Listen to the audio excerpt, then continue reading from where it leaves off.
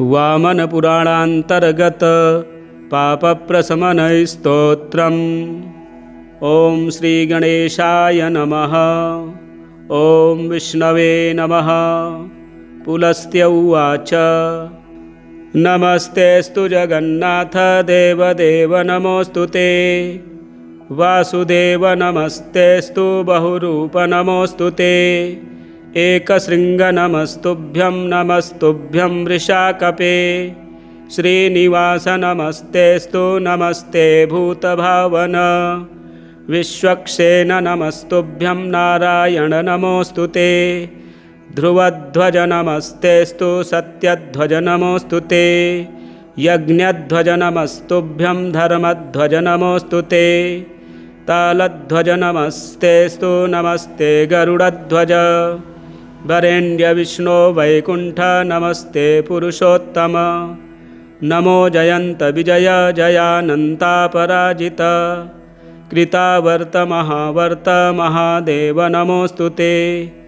अनाद्याद्यन्तमध्यान्त नमस्ते पद्मजाप्रिय। पुरञ्जय नमस्तुभ्यं शत्रुञ्जय नमोऽस्तु ते। शुभञ्जय नमस्तेऽस्तु नमस्तेऽस्तु धनञ्जय। सृष्टिगर्भ नमस्तुभ्यं शुचिश्रवः पृथुश्रवः। नमो हिरण्यगर्भाय पद्मगर्भाय ते नमः। नमः कमलनेत्राय कालनेत्राय ते नमः। कालनाभ नमस्तुभ्यं महानाभ नमो नमः। वृष्टिमूलमहामूल मूलावास नमोऽस्तु ते। धर्मावास जलावास श्रीनिवास नमोऽस्तु ते। धर्माध्यक्ष प्रजाध्यक्ष लोकाध्यक्ष नमो नमः। सेनाध्यक्ष नमस्तुभ्यं कालाध्यक्ष नमोऽस्तु ते। गदाधर श्रुतिधर चक्रधारिन् श्रियोधर। वनमालाधर हरे नमस्ते धरणीधर। आर्चिसेन महासेन नमस्तेऽस्तु पुरुष्टुत। बहुकल्पमहाकल्प नमस्ते कल्पनामुख। सर्वात्मन् सर्वगविभो विरिञ्चे श्वेतकेशव। नीलरक्तमहानील अनिरुद्ध नमोऽस्तु ते। द्वादशात्मक कालात्मन् सामात्मन् परमात्मक। व्योमकात्मक सुब्रह्मन् भूतात्मक नमोऽस्तु ते। हरिकेश महाकेश गुणाकेश नमोऽस्तु ते। मुञ्जकेश ऋषिकेश सर्वनाथ नमोऽस्तु ते। सूक्ष्मस्थूल महास्थूल महासूक्ष्मशुभङ्कर। श्वेतपीताम्बरधर नीलवास नमोऽस्तु ते। कुशेशय नमस्तेऽस्तु पद्मेशय जलेशय। गोविन्दप्रीतिकर्ता च हंसपीताम्बरप्रिय। अधोक्षज नमस्तुभ्यं श्रीरध्वज जनार्दन। वामनाय नमस्तेऽस्तु नमस्ते मधुसूदन। सहस्रशीर्षाय नमो ब्रह्मशीर्षाय ते नमः। नमः सहस्रनेत्राय सोमसूर्याय नलेक्षण। नमश्चाथर्वशिरसे महाशीर्षाय ते नमः। नमस्ते धर्मनेत्राय महानेत्राय ते नमः। नमः सहस्रपादाय सहस्रभुजमान्यवे। नमो यज्ञवराहाय महारूपाय ते नमः। नमस्ते विश्वदेवाय विश्वात्मन् विश्वसम्भव। विश्वरूप नमस्तेऽस्तु त्वत्तो विश्वमभूदिदं। न्यग्रोधस्त्वं महाशाखस्त्वं मूलकुसुमार्चितः। स्कन्धपत्राङ्कुरलता पल्लवाय नमोऽस्तु ते। मूलं ते ब्राह्मणा ब्रह्मन् स्कन्धस्ते क्षत्रियाः प्रभो। वैश्याः शाखादलं शूद्रा वनस्पते नमोऽस्तु ते। ब्राह्मणाः शाग्नयो वक्त्राः दोर्दण्डाः सायुधा नृपाः। पार्षाद्विषश्चोरयुगाज्जाताः शूद्राश्च पादतः। नेत्राद्भानुरभूतुभ्यं पद्भ्यां भूश्रोत्रयोर्दिशः। नाभ्याह्यभूदन्तरिक्षं शशाङ्को मनसस्तव। प्राणाद्वायुः समभवत्कामात् ब्रह्मा पितामहः। क्रोधात् त्रिनयनो रुद्रः शीर्ष्णोद्यौः समवर्तत। इन्द्राग्निवदनात् तुभ्यं पशवो मलसम्भवाः। ओषध्यो रोमसम्भूता विराजस्त्वं नमोऽस्तु ते। पुष्पहास नमस्तेस्तु महाहास नमोऽस्तु ते ओंकारस्त्वं वषट्कारो वसटत्वं च सुधा स्वाहाकारं नमस्तुभ्यं हन्तकारं नमोऽस्तु ते सर्वाकार निराकार वेदाकार नमोऽस्तु ते त्वं हि वेदमयो देवः सर्वदेवमयस्तथा सर्वतीर्थमयश्चैव सर्वयज्ञमयस्तथा नमस्ते यज्ञपुरुष यज्ञभागभुजे नमः नमः सहस्रधाराय शतधाराय ते नमः भूर्भुवः स्वः स्वरूपाय गोदायामृतदायिने सुवर्णब्रह्मदात्रे च सर्वदात्रे च ते नमः ब्रह्मेशाय नमस्तुभ्यं ब्रह्मादे ब्रह्मरूपधृक् परब्रह्म नमस्तेस्तु शब्दब्रह्म नमोऽस्तु ते विद्यास्त्वं वेद्यरूपस्त्वं वेदनीयस्त्वमेव च बुद्धिस्त्वमपि बोध्यश्च बोधस्त्वं च नमोऽस्तु ते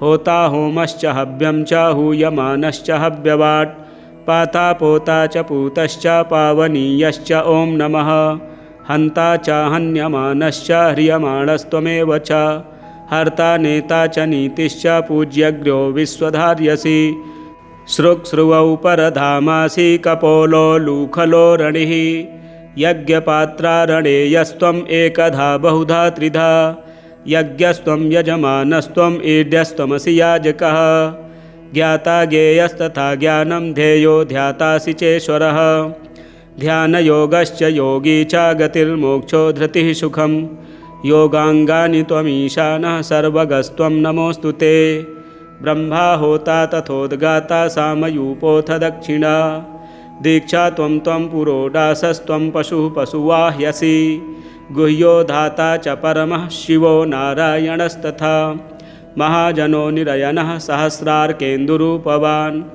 द्वादशारोथ षण्डाभिस्त्रिव्यूहो द्वियुगस्तथा कालचक्रो भवानीशो नमस्ते पुरुषोत्तम पराक्रमो विक्रमस्त्वं हयग्रीवो हरीश्वरः नरेश्वरोऽथ ब्रह्मेश सूर्येशस्त्वं नमोऽस्तु ते अश्ववक्त्रो महामेधाः शम्भुः शुक्रः प्रभञ्जनः मित्रावरुणमूर्तिस्त्वममूर्तिरनघः परः प्रागवंशकायो भूतादिर्महाभूतोच्युतो द्विजः त्वमूर्ध्वकर्ता ऊर्ध्वश्च ऊर्ध्वरेता नमोऽस्तु ते महापातकः त्वं च उपपातकः तथा अनीश सर्वपापेभ्यस्त्वामहं शरणं गतः फलश्रुतिः इत्येतत्परमं स्तोत्रं सर्वपापप्रमोचनं महेश्वरेण कथितं वाराणस्यां पुरा मुने केशवस्याग्रतो गत्वा स्नात्वा तीर्थे सितोदके उपशान्तस्तथा जातो रुद्रः पापवशात् ततः एतत्पवित्रं त्रिपुरघ्नभासितं पठन्नरो विष्णुपरो महर्षे विमुक्तपापो ह्युपशान्तमूर्तिः सम्पूज्यते देववरैः प्रसिद्धैः सम्पूज्यते देववरैः प्रसिद्धैः ॐ श्रीगणेशाय नमः ॐ विष्णवे नमः पुलस्त्य उवाच नमस्तेऽस्तु जगन्नाथ देवदेव नमोऽस्तु ते वासुदेव नमस्तेऽस्तु बहुरूप नमोऽस्तु ते एकशृङ्ग नमस्तुभ्यं वृषाकपे श्रीनिवास नमस्तेऽस्तु नमस्ते भूतभावन विश्वक्सेन नमस्तुभ्यं नारायण नमोऽस्तु ते ध्रुवध्वज नमस्तेऽस्तु सत्यध्वज नमोऽस्तु ते यज्ञध्वज नमस्तुभ्यं धर्मध्वज नमोऽस्तु ते तालध्वज नमस्तेऽस्तु नमस्ते गरुडध्वज वरेण्य विष्णो वैकुण्ठ नमस्ते पुरुषोत्तम नमो जयन्त विजय जयानन्तापराजित कृतावर्त महावर्त महादेव नमोऽस्तु ते अनाद्याद्यन्तमध्यान्त नमस्ते पद्मजाप्रिय पुरञ्जय नमस्तुभ्यं शत्रुञ्जय नमोऽस्तु ते शुभञ्जय नमस्तेऽस्तु नमस्तेऽस्तु धनञ्जय सृष्टिगर्भ नमस्तुभ्यं शुचिश्रवः पृथुश्रवः नमो हिरण्यगर्भाय पद्मगर्भाय ते नमः। नमः कमलनेत्राय कालनेत्राय ते नमः। कालनाभ नमस्तुभ्यं महानाभ नमो नमः। वृष्टिमूलमहामूलमूलावास नमोऽस्तु ते। धर्मावास जलावास श्रीनिवास नमोऽस्तु ते। धर्माध्यक्ष प्रजाध्यक्ष लोकाध्यक्ष नमो नमः। सेनाध्यक्ष नमस्तुभ्यं कालाध्यक्ष नमोऽस्तु ते। गदाधर श्रुतिधर चक्रधारिन् श्रियोधर वनमालाधर हरे नमस्ते धरणीधर। आर्चिसेन महासेन नमस्तेस्तु पुरुष्टुत। बहुकल्पमहाकल्प नमस्ते कल्पनामुख। सर्वात्मन् सर्वगविभो विरिञ्चे श्वेतकेशव। नीलरक्तमहानील अनिरुद्ध नमोऽस्तु ते। द्वादशात्मक कालात्मन् सामात्मन् परमात्मक। व्योमकात्मक सुब्रह्मन् भूतात्मक नमोऽस्तु ते। हरिकेश महाकेश गुणाकेश नमोऽस्तु ते। मुञ्जकेश ऋषिकेश सर्वनाथ नमोऽस्तु ते। सूक्ष्मस्थूल महास्थूल महासूक्ष्मशुभङ्कर श्वेतपीताम्बरधर नीलवास नमोऽस्तु ते। कुशेशय नमस्तेस्तु पद्मेशय जलेशय। गोविन्दप्रीतिकर्ता च हंसपीताम्बरप्रिय। अधोक्षज नमस्तुभ्यं श्रीरध्वज जनार्दन। वामनाय नमस्तेस्तु नमस्ते मधुसूदन। सहस्रशीर्षाय नमो ब्रह्मशीर्षाय ते नमः। नमः सहस्रनेत्राय सोमसूर्याय नलेक्षण। नमश्चाथर्वशिरसे महाशीर्षाय ते नमः। नमस्ते धर्मनेत्राय महानेत्राय ते नमः। नमः सहस्रपादाय सहस्रभुजमान्यवे। नमो यज्ञवराहाय महारूपाय ते नमः। नमस्ते विश्वदेवाय विश्वात्मन् विश्वसम्भव। विश्वरूप नमस्तेस्तु त्वत्तो विश्वमभूदिदं। न्यग्रोधस्त्वं महाशाखस्त्वं मूलकुसुमार्चितः। स्कन्धपत्राङ्कुरलता पल्लवाय नमोऽस्तु ते। मूलं ते ब्राह्मणा ब्रह्मन् स्कन्धस्ते क्षत्रियाः प्रभो। वैश्याः शाखादलं शूद्रा वनस्पते नमोऽस्तु ते। ब्राह्मणाः शाग्नयो वक्त्राः दोर्दण्डाः सायुधा नृपाः। पार्षाद्विषश्चोरयुगाज्जाताः शूद्राश्च पादतः।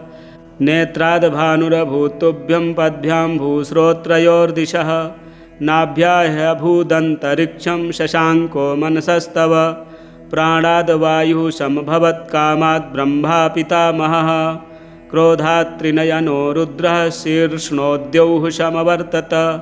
इन्द्राग्निवदनात् तुभ्यं पशवो मलसम्भवाः। ओषध्यो रोमसम्भूता विराजस्त्वं नमोऽस्तु ते। पुष्पहास नमस्तेस्तु महाहास नमोऽस्तु ते। ओङ्कारस्त्वं वषट्कारो वसटत्वं च सुधासुधा। स्वाहाकारं नमस्तुभ्यं हन्तकारं नमोऽस्तु ते। सर्वाकार निराकार वेदाकार नमोऽस्तु ते। त्वं हि वेदमयो देवः सर्वदेवमयस्तथा। सर्वतीर्थमयश्चैव सर्वयज्ञमयस्तथा। नमस्ते यज्ञपुरुष यज्ञभागभुजे नमः। नमः सहस्रधाराय शतधाराय ते नमः। भूर्भुवः स्वः स्वरूपाय गोदायामृतदायिने।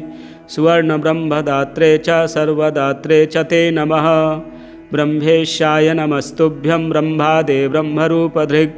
परब्रह्म नमस्तेस्तु शब्दब्रह्म नमोऽस्तु ते। विद्यास्त्वं वेद्यरूपस्त्वं वेदनीयस्त्वमेव च। बुद्धिस्त्वमपि बोध्यश्च बोधस्त्वं च नमोऽस्तु ते। होता होमश्च हव्यं च हूयमानश्च हव्यवाट्। पाता पोता च पूतश्च पावनीयश्च ॐ नमः। हन्ता च हन्यमानश्च ह्रियमाणस्त्वमेव च। हर्ता नेता च नीतिश्च पूज्यग्र्यो विश्वधार्यसि। सृक्स्रुवौ परधामासि कपोलो लूखलो रणिः। यज्ञपात्रारणेयस्त्वम् एकधा बहुधा त्रिधा। यज्ञस्त्वं यजमानस्त्वम् ईड्यस्त्वमसि याजकः। ज्ञाता ज्ञेयस्तथा ज्ञानं ध्येयो ध्यातासि चेश्वरः ध्यानयोगश्च योगी च गतिर्मोक्षो धृतिः सुखं योगाङ्गानि त्वमीशानः सर्वगस्त्वं नमोऽस्तु ते ब्रह्मा होता तथोद्गाता सामयूपोऽथ दक्षिणा दीक्षा त्वं पुरोडासस्त्वं पशुः पशुवाह्यसि गुह्यो धाता च परमः शिवो नारायणस्तथा महाजनो निरयनः सहस्रार्केन्दुरूपवान् द्वादशारोथ षण्डाभिस्त्रिव्यूहो द्वियुगस्तथा कालचक्रो भवानीशो नमस्ते पुरुषोत्तम पराक्रमो विक्रमस्त्वं हयग्रीवो हरीश्वरः नरेश्वरोऽथ ब्रह्मेश सूर्येशस्त्वं नमोऽस्तु ते अश्ववक्त्रो महामेधाः शम्भुः शुक्रः प्रभञ्जनः मित्रावरुणमूर्तिस्त्वम् अमूर्तिरनघः परः प्रागवंशकायो भूतादिर्महाभूतोच्युतो द्विजः त्वमूर्ध्वकर्ता ऊर्ध्वश्च ऊर्ध्वरेता नमोऽस्तु ते महापातकः त्वं च उपपातकः तथा अनीश सर्वपापेभ्यस्त्वामहं शरणं गतः फलश्रुतिः इत्येतत्परमं स्तोत्रं सर्वपापप्रमोचनं महेश्वरेण कथितं वाराणस्यां पुरा मुने केशवस्याग्रतो गत्वा स्नात्वा तीर्थे सितोदके उपशान्तस्तथा जातो रुद्रः पापवशात् ततः एतत्पवित्रं त्रिपुरघ्नभासितं पठन्नरो विष्णुपरो महर्षे विमुक्तपापो ह्युपशान्तमूर्तिः सम्पूज्यते देववरैः प्रसिद्धैः सम्पूज्यते देववरैः प्रसिद्धैः। ॐ श्रीगणेशाय नमः। ॐ विष्णवे नमः। पुलस्त्य उवाच नमस्तेऽस्तु जगन्नाथ देवदेव नमोऽस्तु ते वासुदेव नमस्तेऽस्तु बहुरूप नमोऽस्तु ते एकशृङ्ग नमस्तुभ्यं नमस्तुभ्यं वृषाकपे श्रीनिवास नमस्तेऽस्तु नमस्ते भूतभावन विश्वक्सेन नमस्तुभ्यं नारायण नमोऽस्तु ते ध्रुवध्वज नमस्तेऽस्तु सत्यध्वज नमोऽस्तु ते यज्ञध्वज नमस्तुभ्यं धर्मध्वज नमोऽस्तु ते तालध्वज नमस्तेऽस्तु नमस्ते गरुडध्वज वरेण्यविष्णो वैकुण्ठ नमस्ते पुरुषोत्तम नमो जयन्त विजय जयानन्तापराजित कृतावर्त महावर्त महादेव नमोऽस्तु ते अनाद्याद्यन्तमध्यान्त नमस्ते पद्मजाप्रिय पुरञ्जय नमस्तुभ्यं शत्रुञ्जय नमोऽस्तु ते शुभञ्जय नमस्तेऽस्तु नमस्तेऽस्तु धनञ्जय सृष्टिगर्भ नमस्तुभ्यं शुचिश्रवः पृथुश्रवः नमो हिरण्यगर्भाय पद्मगर्भाय ते नमः नमः कमलनेत्राय कालनेत्राय ते नमः कालनाभ नमस्तुभ्यं महानाभ नमो नमः वृष्टिमूलमहामूल मूलावास नमोऽस्तु ते धर्मावास जलावास श्रीनिवास नमोऽस्तु ते धर्माध्यक्ष प्रजाध्यक्ष लोकाध्यक्ष नमो नमः सेनाध्यक्ष नमस्तुभ्यं कालाध्यक्ष नमोऽस्तु ते गदाधर श्रुतिधर चक्रधारिन् श्रियोधर वनमालाधर हरे नमस्ते धरणीधर आर्चिसेन महासेन नमस्तेऽस्तु पुरुष्टुत बहुकल्पमहाकल्प नमस्ते कल्पनामुख सर्वात्मन् सर्वगविभो विरिञ्चे श्वेतकेशव नीलरक्तमहानील अनिरुद्ध नमोऽस्तु ते द्वादशात्मक कालात्मन् सामात्मन् परमात्मक व्योमकात्मक सुब्रह्मन् भूतात्मक नमोऽस्तु ते हरिकेश महाकेश गुणाकेश नमोऽस्तु ते मुञ्जकेश ऋषिकेश सर्वनाथ नमोऽस्तु ते सूक्ष्मस्थूल महास्थूल महासूक्ष्मशुभङ्कर श्वेतपीताम्बरधर नीलवास नमोऽस्तु ते कुशेशय नमस्तेऽस्तु पद्मेशय जलेशय गोविन्दप्रीतिकर्ता च हंसपीताम्बरप्रिय अधोक्षज नमस्तुभ्यं श्रीरध्वजजनार्दन वामनाय नमस्तेस्तु नमस्ते मधुसूदन सहस्रशीर्षाय नमो ब्रह्मशीर्षाय ते नमः नमः सहस्रनेत्राय सोमसूर्याय नलेक्षण नमश्चाथर्वशिरसे महाशीर्षाय ते नमः नमस्ते धर्मनेत्राय महानेत्राय ते नमः नमः सहस्रपादाय सहस्रभुजमान्यवे नमो यज्ञवराहाय महारूपाय ते नमः नमस्ते विश्वदेवाय विश्वात्मन् विश्वसम्भव विश्वरूप नमस्तेस्तु त्वत्तो विश्वमभूदिदं न्यग्रोधस्त्वं महाशाखस्त्वं मूलकुसुमार्चितः स्कन्धपत्राङ्कुरलतापल्लवाय नमोऽस्तु ते मूलं ते ब्राह्मणा ब्रह्मन् स्कन्धस्ते क्षत्रियाः प्रभो वैश्याः शाखादलं शूद्रा वनस्पते नमोऽस्तु ते ब्राह्मणाः शाग्नयो वक्त्राः दोर्दण्डाः सायुधा नृपाः पार्षाद्विषश्चोरयुगाज्जाताः शूद्राश्च पादतः नेत्राद्भानुरभूतुभ्यं पद्भ्यां भूश्रोत्रयोर्दिशः नाभ्याह्यभूदन्तरिक्षं शशाङ्को मनसस्तव प्राणाद्वायुः समभवत्कामात् ब्रह्मा पितामहः क्रोधात् त्रिनयनो रुद्रः शीर्ष्णोद्यौः समवर्तत इन्द्राग्निवदनात् तुभ्यं पशवो मलसम्भवाः ओषध्यो रोमसम्भूता विराजस्त्वं नमोऽस्तु ते पुष्पहासनमस्तेस्तु महाहासनमोऽस्तु ते ओङ्कारस्त्वं वषट्कारो वसटत्वं च सुधा स्वाहाकारं नमस्तुभ्यं हन्तकारं नमोऽस्तु ते सर्वाकार निराकार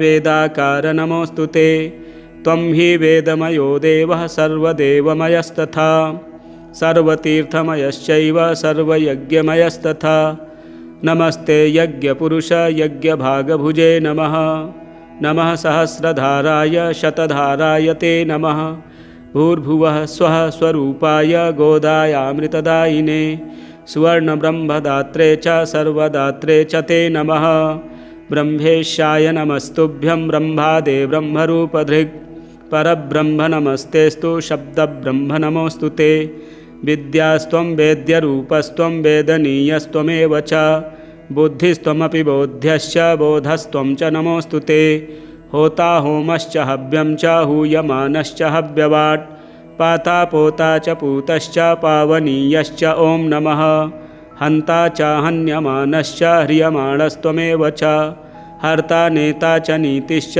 पूज्यग्र्यो विश्वधार्यसि सृक्स्रुवौ परधामासि कपोलो लूखलो रणिः यज्ञपात्रारणेयस्त्वम् एकधा बहुधा त्रिधा यज्ञस्त्वं यजमानस्त्वम् ईड्यस्त्वमसि याजकः ज्ञाता ज्ञेयस्तथा ज्ञानं ध्येयो ध्यातासि चेश्वरः ध्यानयोगश्च योगी च गतिर्मोक्षो धृतिः सुखं योगाङ्गानि त्वमीशानः सर्वगस्त्वं नमोऽस्तु ते ब्रह्मा होता तथोद्गाता सामयूपोऽथ दक्षिणा दीक्षा त्वं पुरोडासस्त्वं पशुः पशुवाह्यसि गुह्यो धाता च परमः शिवो नारायणस्तथा महाजनो निरयनः सहस्रार्केन्दुरूपवान् द्वादशारोथ षण्डाभिस्त्रिव्यूहो द्वियुगस्तथा कालचक्रो भवानीशो नमस्ते पुरुषोत्तम पराक्रमो विक्रमस्त्वं हयग्रीवो हरीश्वरः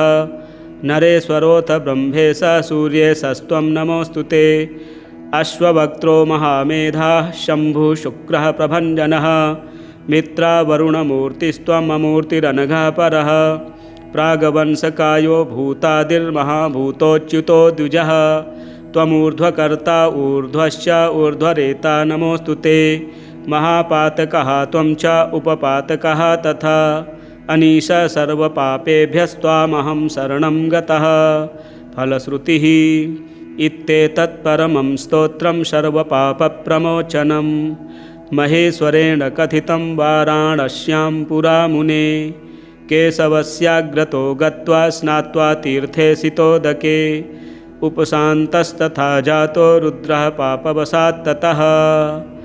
एतत् पवित्रं त्रिपुरघ्नभासितं पठन्नरो विष्णुपरो महर्षे। विमुक्तपापो ह्युपशान्तमूर्तिः सम्पूज्यते देववरैः प्रसिद्धैः। सम्पूज्यते देववरैः प्रसिद्धैः। ॐ श्रीगणेशाय नमः। ॐ विष्णवे नमः। पुलस्त्य उवाच नमस्तेऽस्तु जगन्नाथ देवदेव नमोऽस्तु ते। वासुदेव नमस्तेऽस्तु बहुरूप नमोऽस्तु ते। एकशृङ्ग नमस्तुभ्यं नमस्तुभ्यं वृषाकपे। श्रीनिवास नमस्तेऽस्तु नमस्ते भूतभावन। विश्वक्सेन नमस्तुभ्यं नारायण नमोऽस्तु ते। ध्रुवध्वज नमस्तेऽस्तु सत्यध्वज नमोऽस्तु ते। यज्ञध्वज नमस्तुभ्यं धर्मध्वज नमोऽस्तु ते। तालध्वज नमस्तेऽस्तु नमस्ते गरुडध्वज। वरेण्यविष्णो वैकुण्ठ नमस्ते पुरुषोत्तम। नमो जयन्त विजय जयानन्तापराजित। कृतावर्त महावर्त महादेव नमोऽस्तु ते। अनाद्याद्यन्तमध्यान्त नमस्ते पद्मजाप्रिय। पुरञ्जय नमस्तुभ्यं शत्रुञ्जय नमोऽस्तु ते। शुभञ्जय नमस्तेऽस्तु नमस्तेऽस्तु धनञ्जय। सृष्टिगर्भ नमस्तुभ्यं शुचिश्रवः पृथुश्रवः। नमो हिरण्यगर्भाय पद्मगर्भाय ते नमः। नमः कमलनेत्राय कालनेत्राय ते नमः। कालनाभ नमस्तुभ्यं महानाभ नमो नमः। वृष्टिमूलमहामूल मूलावास नमोऽस्तु ते। धर्मावास जलावास श्रीनिवास नमोऽस्तु ते। धर्माध्यक्ष प्रजाध्यक्ष लोकाध्यक्ष नमो नमः। सेनाध्यक्ष नमस्तुभ्यं कालाध्यक्ष नमोऽस्तु ते। गदाधर श्रुतिधर चक्रधारिन् श्रियोधर। वनमालाधर हरे नमस्ते धरणीधर। आर्चिसेन महासेन नमस्तेऽस्तु पुरुष्टुत। बहुकल्पमहाकल्प नमस्ते कल्पनामुख। सर्वात्मन् सर्वगविभो विरिञ्चे श्वेतकेशव। नीलरक्तमहानील अनिरुद्ध नमोऽस्तु ते। द्वादशात्मक कालात्मन् सामात्मन् परमात्मक। व्योमकात्मक सुब्रह्मन् भूतात्मक नमोऽस्तु ते। हरिकेश महाकेश गुणाकेश नमोऽस्तु ते। मुञ्जकेश ऋषिकेश सर्वनाथ नमोऽस्तु ते। सूक्ष्मस्थूल महास्थूल महासूक्ष्मशुभङ्कर। श्वेतपीताम्बरधर नीलवास नमोऽस्तु ते। कुशेशय नमस्तेऽस्तु पद्मेशय जलेशय। गोविन्दप्रीतिकर्ता च हंसपीताम्बरप्रिय। अधोक्षज नमस्तुभ्यं श्रीरध्वज जनार्दन। वामनाय नमस्तेऽस्तु नमस्ते मधुसूदन। सहस्रशीर्षाय नमो ब्रह्मशीर्षाय ते नमः। नमः सहस्रनेत्राय सोमसूर्याय नलेक्षण। नमश्चाथर्वशिरसे महाशीर्षाय ते नमः। नमस्ते धर्मनेत्राय महानेत्राय ते नमः। नमः सहस्रपादाय सहस्रभुजमान्यवे। नमो यज्ञवराहाय महारूपाय ते नमः। नमस्ते विश्वदेवाय विश्वात्मन् विश्वसम्भव। विश्वरूप नमस्तेऽस्तु त्वत्तो विश्वमभूदिदं। न्यग्रोधस्त्वं महाशाखस्त्वं मूलकुसुमार्चितः।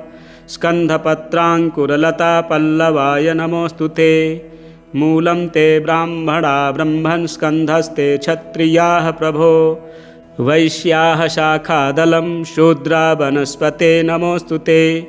ब्राह्मणाः शाग्नयो वक्त्राः दोर्दण्डाः सायुधा नृपाः। पार्षाद्विषश्चोरयुगाज्जाताः शूद्राश्च पादतः। नेत्राद्भानुरभूतुभ्यं पद्भ्यां भूश्रोत्रयोर्दिशः। नाभ्याह्यभूदन्तरिक्षं शशाङ्को मनसस्तव। प्राणाद्वायुः समभवत्कामात् ब्रह्मा पितामहः क्रोधात् त्रिनयनो रुद्रः शीर्ष्णोद्यौः समवर्तत इन्द्राग्निवदनात् तुभ्यं पशवो मलसम्भवाः ओषध्यो रोमसम्भूता विराजस्त्वं नमोऽस्तु ते पुष्पहासनमस्तेस्तु महाहासनमोऽस्तु ते ओङ्कारस्त्वं वषट्कारो वसटत्वं च सुधा स्वाहाकारं नमस्तुभ्यं हन्तकारं नमोऽस्तु ते सर्वाकारनिराकार वेदाकार नमोऽस्तु ते त्वं हि वेदमयो देवः सर्वदेवमयस्तथा सर्वतीर्थमयश्चैव सर्वयज्ञमयस्तथा नमस्ते यज्ञपुरुष यज्ञभागभुजे नमः नमः सहस्रधाराय शतधाराय ते नमः भूर्भुवः स्वः स्वरूपाय गोदायामृतदायिने सुवर्णब्रह्मदात्रे च सर्वदात्रे च ते नमः ब्रह्मेशाय नमस्तुभ्यं ब्रह्मादे ब्रह्मरूपधृक् परब्रह्म नमस्तेस्तु शब्दब्रह्म नमोऽस्तु ते विद्यास्त्वं वेद्यरूपस्त्वं वेदनीयस्त्वमेव च बुद्धिस्त्वमपि बोध्यश्च बोधस्त्वं च नमोऽस्तु ते होता होमश्च हव्यं च हूयमानश्च हव्यवाट् पाता पोता च पूतश्च पावनीयश्च ॐ नमः हन्ता च हन्यमानश्च ह्रियमाणस्त्वमेव च हर्ता नेता च नीतिश्च पूज्यग्र्यो विश्वधार्यसि सृक्स्रुवौ परधामासि कपोलो लूखलो रणिः यज्ञपात्रारणेयस्त्वम् एकधा बहुधा त्रिधा यज्ञस्त्वं यजमानस्त्वम् ईड्यस्त्वमसि याजकः ज्ञाता ज्ञेयस्तथा ज्ञानं ध्येयो ध्यातासि चेश्वरः ध्यानयोगश्च योगी च गतिर्मोक्षो धृतिः सुखं योगाङ्गानि त्वमीशानः सर्वगस्त्वं नमोऽस्तु ते ब्रह्मा होता तथोद्गाता सामयूपोऽथ दक्षिणा दीक्षा त्वं पुरोडासस्त्वं पशुः पशुवाह्यसि गुह्यो धाता च परमः शिवो नारायणस्तथा महाजनो निरयनः सहस्रार्केन्दुरूपवान् द्वादशारोथ षण्डाभिस्त्रिव्यूहो द्वियुगस्तथा कालचक्रो भवानीशो नमस्ते पुरुषोत्तम पराक्रमो विक्रमस्त्वं हयग्रीवो हरीश्वरः नरेश्वरोऽथ ब्रह्मेश सूर्येशस्त्वं नमोऽस्तु ते अश्ववक्त्रो महामेधाः शम्भुः शुक्रः प्रभञ्जनः मित्रावरुणमूर्तिस्त्वम् अमूर्तिरनघः परः प्रागवंशकायो भूतादिर्महाभूतोच्युतो द्विजः त्वमूर्ध्वकर्ता ऊर्ध्वश्च ऊर्ध्वरेता नमोऽस्तु ते महापातकः त्वं च उपपातकः तथा अनीश सर्वपापेभ्यस्त्वामहं शरणं गतः फलश्रुतिः इत्येतत्परमं स्तोत्रं सर्वपापप्रमोचनं महेश्वरेण कथितं वाराणस्यां पुरा मुने केशवस्याग्रतो गत्वा स्नात्वा तीर्थे सितोदके उपशान्तस्तथा जातो रुद्रः पापवशात् ततः एतत् पवित्रं त्रिपुरघ्नभासितं पठन्नरो विष्णुपरो महर्षे विमुक्तपापो ह्युपशान्तमूर्तिः सम्पूज्यते देववरैः प्रसिद्धैः सम्पूज्यते देववरैः प्रसिद्धैः ॐ श्रीगणेशाय नमः ॐ विष्णवे नमः पुलस्त्य उवाच नमस्तेऽस्तु जगन्नाथ देवदेव नमोऽस्तु ते वासुदेव नमस्तेऽस्तु बहुरूप नमोऽस्तु ते एकशृङ्ग नमस्तुभ्यं वृषाकपे श्रीनिवास नमस्तेऽस्तु नमस्ते भूतभावन विश्वक्सेन नमस्तुभ्यं नारायण नमोऽस्तु ते ध्रुवध्वज नमस्तेऽस्तु सत्यध्वज नमोऽस्तु ते यज्ञध्वज नमस्तुभ्यं धर्मध्वज नमोऽस्तु ते तालध्वज नमस्तेऽस्तु नमस्ते गरुडध्वज वरेण्य विष्णो वैकुण्ठ नमस्ते पुरुषोत्तम नमो जयन्त विजय जयानन्तापराजित कृतावर्त महावर्त महादेव नमोऽस्तु ते अनाद्याद्यन्तमध्यान्त नमस्ते पद्मजाप्रिय पुरञ्जय नमस्तुभ्यं शत्रुञ्जय नमोऽस्तु ते शुभञ्जय नमस्तेस्तु नमस्तेस्तु धनञ्जय सृष्टिगर्भ नमस्तुभ्यं शुचिश्रवः पृथुश्रवः नमो हिरण्यगर्भाय पद्मगर्भाय ते नमः नमः कमलनेत्राय कालनेत्राय ते नमः कालनाभ नमस्तुभ्यं महानाभ नमो नमः वृष्टिमूलमहामूलमूलावास नमोऽस्तु ते धर्मावास जलावास श्रीनिवास नमोऽस्तु ते धर्माध्यक्ष प्रजाध्यक्ष लोकाध्यक्ष नमो नमः सेनाध्यक्ष नमस्तुभ्यं कालाध्यक्ष नमोऽस्तु ते गदाधर श्रुतिधर चक्रधारिन् श्रियोधर वनमालाधर हरे नमस्ते धरणीधर आर्चिसेन महासेन नमस्तेस्तु पुरुष्टुत बहुकल्पमहाकल्प नमस्ते कल्पनामुख सर्वात्मन् सर्वगविभो विरिञ्चे श्वेतकेशव नीलरक्तमहानील अनिरुद्ध नमोऽस्तु ते द्वादशात्मककालात्मन् सामात्मन् परमात्मक व्योमकात्मक सुब्रह्मन् भूतात्मक नमोऽस्तु ते हरिकेश महाकेश गुणाकेश नमोऽस्तु ते मुञ्जकेश ऋषिकेश सर्वनाथ नमोऽस्तु ते सूक्ष्मस्थूल महास्थूल महासूक्ष्मशुभङ्कर श्वेतपीताम्बरधर नीलवास नमोऽस्तु ते कुशेशय नमस्तेस्तु पद्मेशय जलेशय गोविन्दप्रीतिकर्ता च हंसपीताम्बरप्रिय अधोक्षज नमस्तुभ्यं श्रीरध्वज जनार्दन वामनाय नमस्तेस्तु नमस्ते मधुसूदन सहस्रशीर्षाय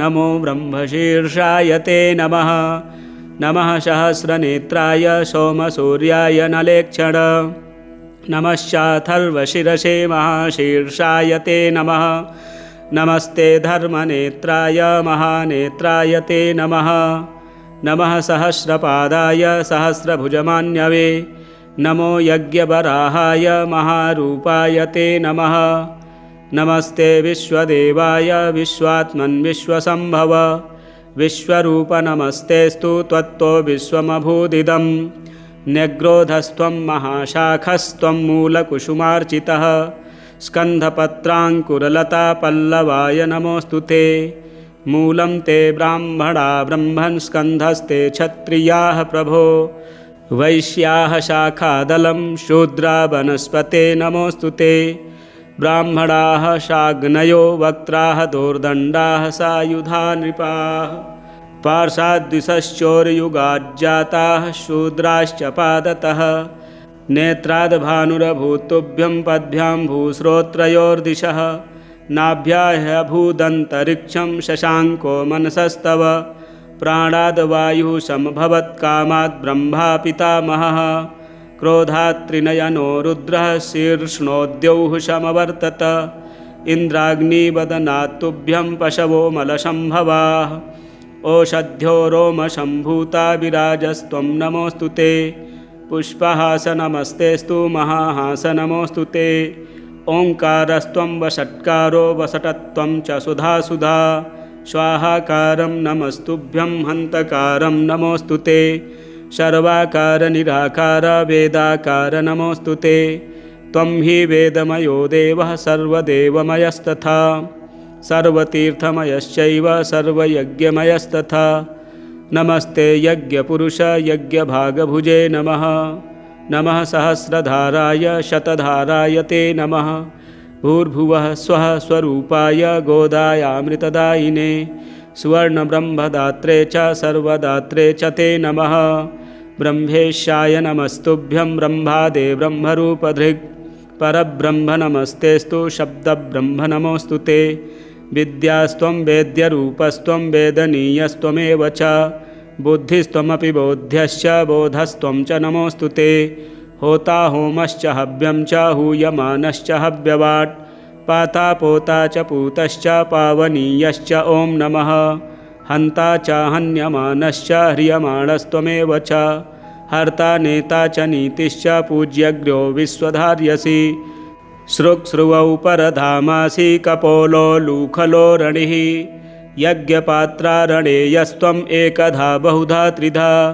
यज्ञस्त्वं यजमानस्त्वम् ईड्यस्त्वमसि याजकः ज्ञाता ज्ञेयस्तथा ज्ञानं ध्येयो ध्यातासि चेश्वरः ध्यानयोगश्च योगी च गतिर्मोक्षो धृतिः सुखं योगाङ्गानि त्वमीशानः सर्वगस्त्वं नमोऽस्तु ते ब्रह्मा होता तथोद्गाता सामयूपोऽथ दक्षिणा दीक्षा त्वं पुरोडासस्त्वं पशुः पशुवाह्यसि गुह्यो धाता च परमः शिवो नारायणस्तथा महाजनो निरयनः सहस्रार्केन्दुरूपवान् द्वादशारोथ षण्डाभिस्त्रिव्यूहो द्वियुगस्तथा कालचक्रो भवानीशो नमस्ते पुरुषोत्तम पराक्रमो विक्रमस्त्वं हयग्रीवो हरीश्वरः नरेश्वरोऽथ ब्रह्मेश सूर्येशस्त्वं नमोऽस्तु ते अश्ववक्त्रो महामेधाः शम्भुः शुक्रः प्रभञ्जनः मित्रावरुणमूर्तिस्त्वम् अमूर्तिरनघः परः प्रागवंशकायो भूतादिर्महाभूतोच्युतो द्विजः त्वमूर्ध्वकर्ता ऊर्ध्वश्च ऊर्ध्वरेता नमोऽस्तु ते महापातकः त्वं च उपपातकः तथा अनीश सर्वपापेभ्यस्त्वामहं शरणं गतः फलश्रुतिः इत्येतत्परमं स्तोत्रं सर्वपापप्रमोचनं महेश्वरेण कथितं वाराणस्यां पुरा मुने केशवस्याग्रतो गत्वा स्नात्वा तीर्थे सितोदके उपशान्तस्तथा जातो रुद्रः पापवशात् ततः एतत्पवित्रं त्रिपुरघ्नभासितं पठन्नरो विष्णुपरो महर्षे विमुक्तपापो ह्युपशान्तमूर्तिः सम्पूज्यते देववरैः प्रसिद्धैः सम्पूज्यते देववरैः प्रसिद्धैः। श्रीवामन महापुराणे पापप्रशमनस्तोत्रं सम्पूर्णम्।